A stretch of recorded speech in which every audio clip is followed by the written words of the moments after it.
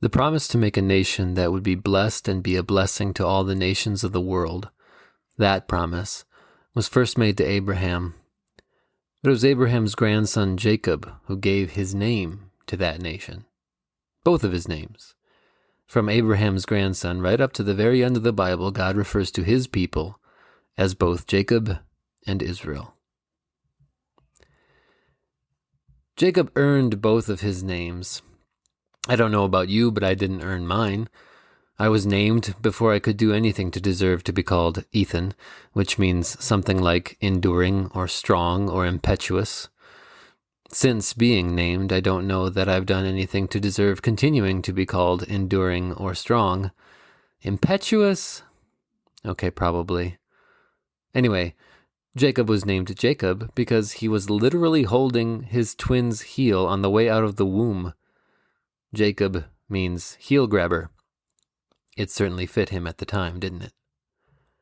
And it never stopped fitting him.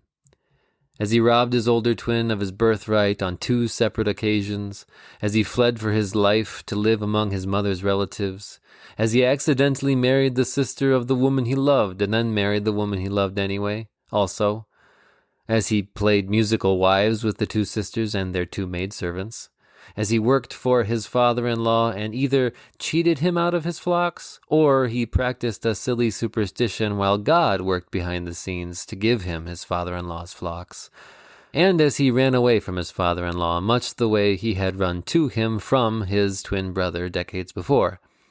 I don't know how often Jacob's hands made contact with the various ankles he encountered, but somehow the name heel grapper still really fits. And it was on his way away from his father-in-law and back towards his twin brother that Jacob got his other name.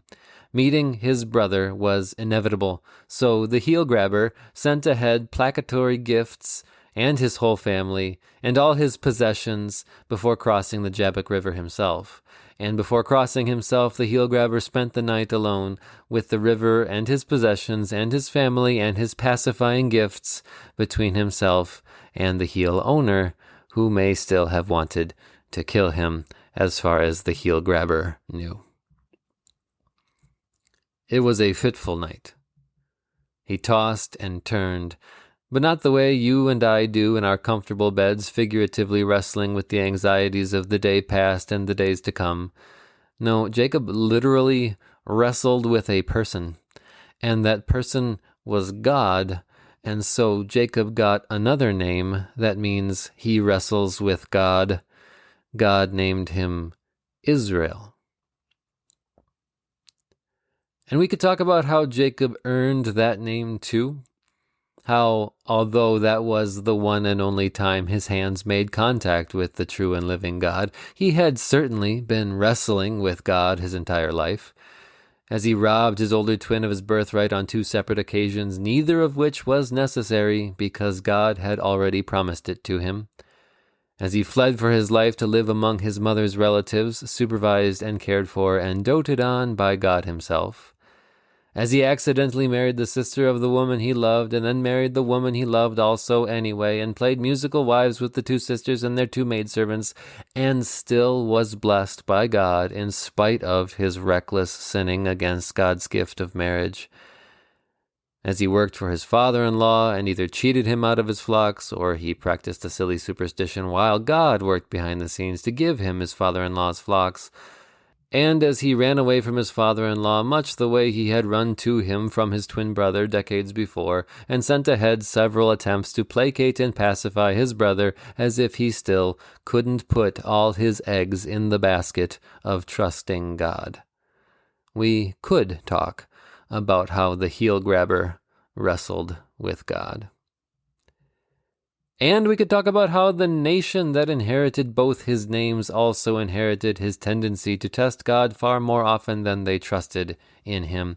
We could talk about their blindness to God's power, even after he brought Egypt to its knees to rescue them. We could talk about their obstinacy that littered the desert with their bodies. We could talk about their back and forth with good and bad leaders, leading them in and out of idolatry against the only God who is, and had shown himself to them, and loved them in spite of who they were and what they did to offend him.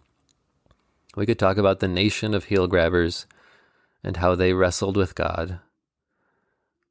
But I'd rather talk about God and see the profound act of mercy by which he wrestled back. My son loves to wrestle with me. He holds nothing back. He's hurt me more than once, far more often than I have hurt him. Because he's 6 and I'm not, and he's little and I'm not, and he's not in complete control of his body. But I am, and when we wrestle, I have to be in complete control of my body and of his, or we'll both get hurt. And then there's God, and I can't even imagine how much restraint he showed when in human form he let Jacob wrestle him, and he pretended that Jacob won. I can't fathom what kind of effort it took for God to allow the nation of Israel to wrestle with him and remain in complete control. I don't want to think about what God could and should do to all humanity for raging against him the way we do. I shudder to think how badly I could have hurt myself every time that I have not been in any kind of control of myself as I wrestle with God. And God never lost control. He never lost his patience. He never threw me or humanity or Israel or Jacob off of himself even a little harder than we could handle. Never as hard as we deserve. God has never let us hurt him. God has never let us hurt ourselves beyond what he can fix. And he also never stopped wrestling.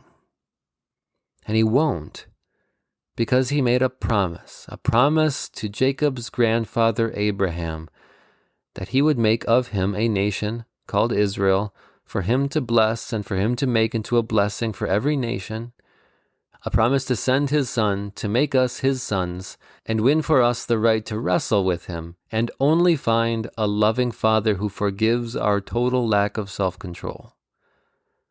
A promise to let us win, to pin himself down with his own promises to us, to allow us to never let him go, by never letting go of us, by giving us Jesus. Because we are Jacob. We are Israel.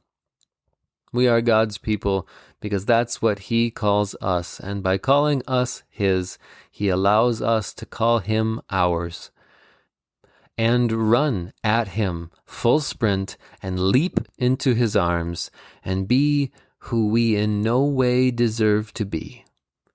And yet that's who we are, because of God and his profound mercy.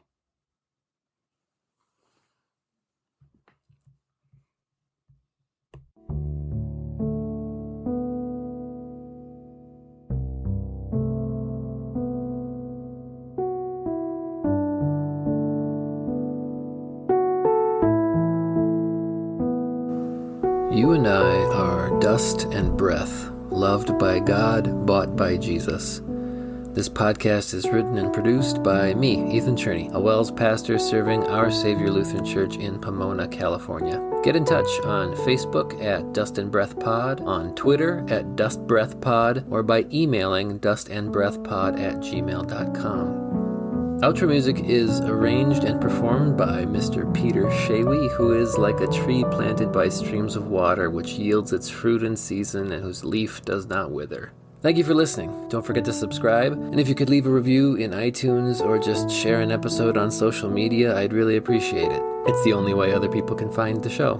Now, go do what God made you to do. Be who God called you to be. Go see what God can do with dust and breath and faith in Jesus, his Son.